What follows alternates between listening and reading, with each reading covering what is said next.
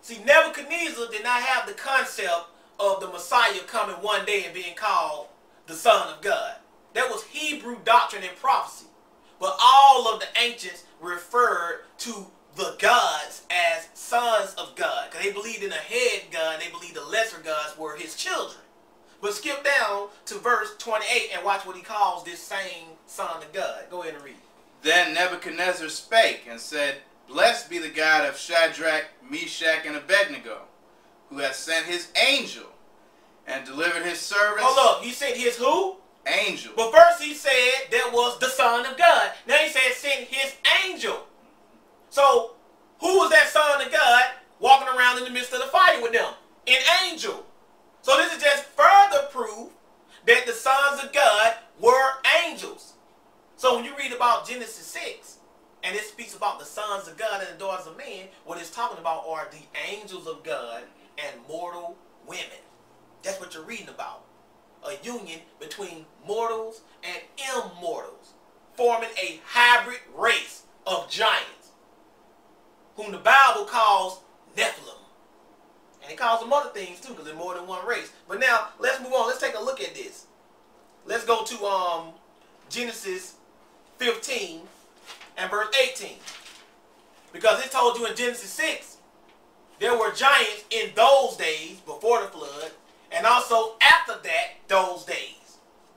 So if the giants came as a result of the sons of God being angels, sleeping with the daughters of men, then that means if they were on the other side of the flood, they had to do it more than once. Right? So this happened before and after the flood. But check this out right here. Genesis 15 and verse 18. Genesis 15 and verse 18. We're reading about Abraham's time. So this is early, isn't it? Genesis 15 and verse 18. Go ahead and read. In the same day, the Lord made a covenant with Abram, saying, Unto thy seed have I given this land, from the river of Egypt unto the great river, the river Euphrates. The Kenites. Now look at all the people who God is naming who was in the promised land already. The Kenites, who else? And the Kenizzites, and the Cadmonites, and the Hittites, and the Perizzites, and the Rephaim. The who? The Rephaim. Notice how everybody else's name got ites on the end. Think about it. You got Hamites, you got Horites, you got Israelites. But when they get to this one right here, M is on the end. Remember we told you earlier it's related to that M, that Elohim, that Nephilim. This talking about something related to the supernatural, something related to the angelic beings. Go ahead and read. And the Amorites, and the Canaanites, and the Girgashites, and the Jebusites. Now honestly, don't that Rephaims just stick out like a sore thumb from all these other ites? Everybody else you've been reading about got ites on the end of it. But when it comes to the Rephaims, it have an M's on the end of it. That's a dead giveaway right there. So what we're going to do is we're going to go to the Bible dictionary and we're going to look up Rephaims. That's page 561 in the Nelson's Quick Reference Bible Dictionary. And watch what it says.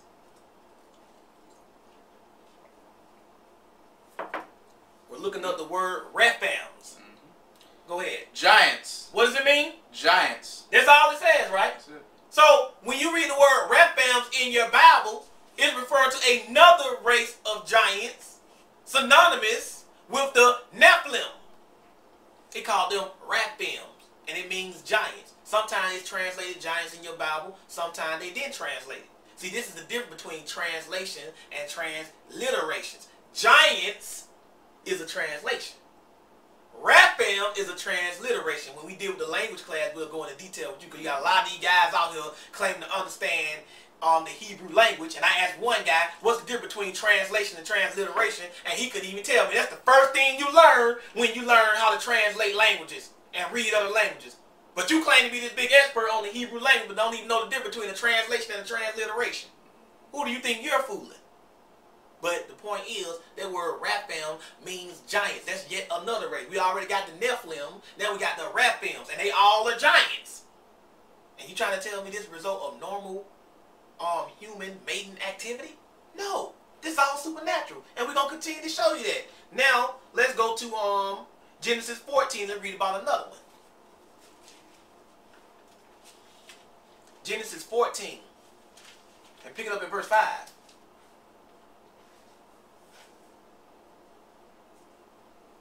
Now check this out right here. Genesis 14 and 5. Because we read about the Rephaim, but watch what it says right here. 14 and 5. Go ahead and read. And in the 14th year came Chedorlaomer, and the kings that were with him, and smote the Rephaims. And smote the who? The Rephaims. We know who the Rephaims are because we looked it up. Those are giants, right? Go ahead. In Ashtaroth Karnaim. Mm-hmm. And the Zuzims. Uh-oh, they're going to mow M's on the end. The Zuzims. Not Zuzites. Zuzims. Go ahead. In Ham. And the Emims. More M's. Right? The Emims where? In Shavah Kiriathaim. And we're going to look up all of these names. Because the M's is a dead giveaway. You know you're dealing with something related to the Elohim. The Bang Elohim. The sons of God. That's what you're dealing with. You're dealing with angelic beings. How come if you come from a congregation that teach that the sons of God in Genesis 6 were just regular men, how come they don't go into this detail with it? Israel, it's time for y'all out there to stop just settling for these easy, off-the-wall answers. It's time for y'all to make people start doing research. Make them prove everything. Don't let them get away with nothing. No, prove that, bro.